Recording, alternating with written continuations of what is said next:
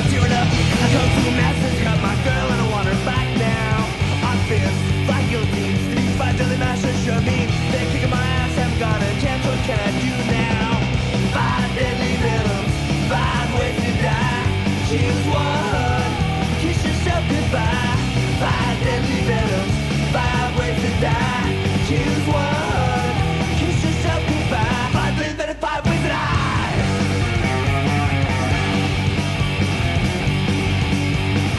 Why falling, I'm all fucked up. I'm called some spare drop nunchuck, and I got triple iron bouncing off of my head, and I know what I must do. Got him rolling karate school. Jackson school up, chop sucking, Jackson school up, chop sucking, Jackson school up, chop suck for me.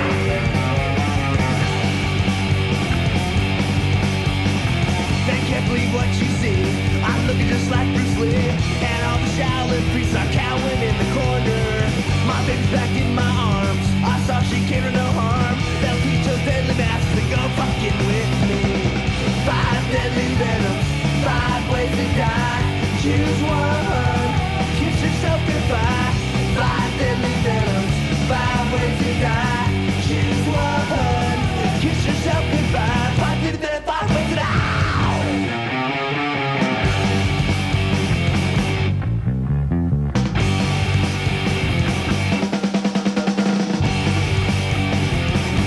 Or be killed. 5 deadly venoms, 5 ways to die. Choose one, kiss yourself goodbye. 5 deadly venoms, 5 ways to die. So as I understand it, 2 different interesting things happened to Oriental cinema in the 90s. One of them was good, and one of them was bad. Yes, the bad thing was the unstable, self-proclaimed movie producer Scott Constantine Dacey. Was he the crazy guy you documented on the disc Superhero Rarities? That's right, I think Scott Constantine Dacey was a self-proclaimed Hollywood producer and a stalker that hassled every magazine editor I knew until his supposed suicide back around 1999 or 2000, I guess. I heard his smelly body was found rotting in his apartment after a week or 2. So people can find out all about this conflict by purchasing the Superhero Rarities disc? Yeah, they can use PayPal at my Google account, but for now I'd rather talk about the good things that happened in the 1990s. Okay, so before Draculina Publishing offered to take over the printing, distribution, and other expenses, how did they find you? Back around 1992, there were countless fan-made newsletters and fanzines focusing on Far Eastern movies, and OC had many new imitators. Draculina founder Hugh Gallagher wanted to get in on the action and take over control of the granddaddy of them all, so it was probably in 1993 that those smut peddlers offered to turn the floundering OC into an internationally distributed magazine that sold into the thousands. OC and Draculina seemed like a match made in heaven. With its naked vampire girls and gothic fetish models, I felt right at home. And it was great. Hugh Gallagher did the layout based on my designs, and all I had to do was watch the movies and write the reviews. When Draculina turned OC into a slick, mass-produced magazine available all over the world, was it still only published once a year? Not at first. When Draculina made my life easier, I was able to crank out 3 issues every year, and OC became semi-famous. I never got my 15 minutes of fame, but 15 seconds of fame is not bad. Did Draculina ever try to make you compromise or try to censor you? At first I had viewers who claimed I had sold out, but because Draculina was already very adult, as you can see, I was able to be as vulgar and controversial as ever. In fact, since I'd joined the Draculina family, I decided to adapt and show as many hot chicks as possible. The only problem I had with Hugh was the time I made a Monkey King issue. He was worried that nobody would buy it. Even so, I did get a small royalty check from that issue. As I look at the magazine, I can't tell if this is issue number 1 or issue number 16, since it claims to be both. Draculina was convinced it would sell better if we started over, even though I had made the magazine for 15 issues. I didn't like renumbering everything because it caused confusion, but I thought that it would make sense if we consider the 1990s issues to be volume 3, but even that caused a lot of headache. I see the magazine has a lot of foreign text. Was it difficult to communicate this with your publisher? Yes, I'm not fluent in any of those languages. But inevitably, I became familiar with Japanese, Chinese, and Korean.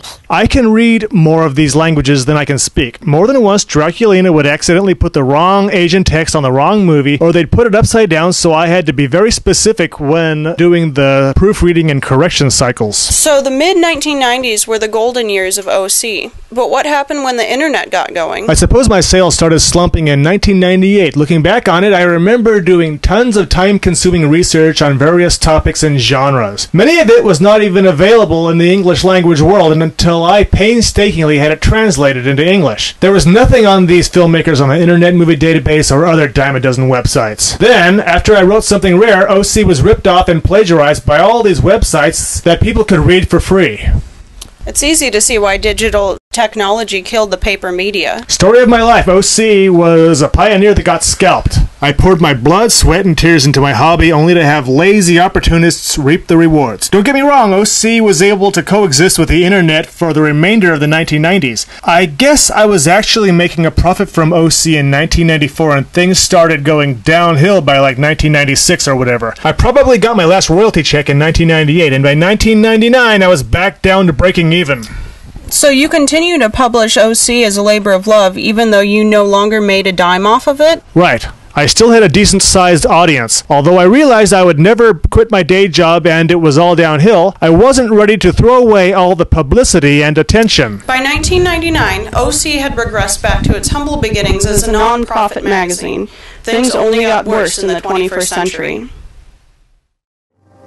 Broken ribs must be the centipede. That's his technique. Stomach burst, that's the mark of the snake.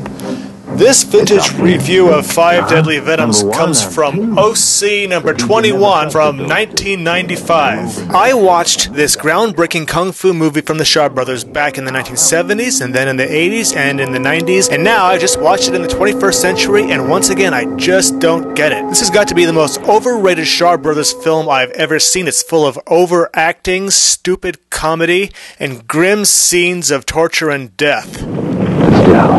The movie is about martial artists who wear Peking opera masks and, of course, practice different martial art styles based on several different types of animal, including toad, snake, centipede, and two of my favorites, lizards, and scorpions. And he practiced the lizard style. Number 3, practiced the scorpion style. But still, how will I find them, though? There is a good acrobatic martial arts fight at the ending of the film, and Kuo Chui, aka Philip Kwok, is one of my favorite actors, and Chang Che is still one of my favorite directors, and so I'm gonna give this movie a 2-star rating, which is okay. But still. So let's see what I wrote. But still. When I reviewed it back in 1995. Garbage. Correct me if I'm wrong, but isn't this disappointing stinker considered another classic from the Shaw Brothers and Chang Che? It has less action than average for a 1970s Shaw actioner and seems to concentrate more on complex story and utter torture than actual martial arts. My opinion has not changed. Now listen, number 5 is here. We hope to catch number 1. What are you gonna do? Well, thank you for joining us for another edition of OC the Webcast, also known as OC the Podcast, OC the Vidcast, or whatever the hell you want to call it. So, what's with the poster of the giant rats? It's from the ill-fated Dai movie, DAI-GUNJU NEZURA, a movie about giant rats that was never completed, unfortunately, although it did pave the way for the Gamera films. But I'm trying to visualize how a film like that would have ended. I mean, how do you normally kill rodents? So here we go with my interpretation of the climax of DAI-GUNJU NEZURA. Ow! Ow! Ow!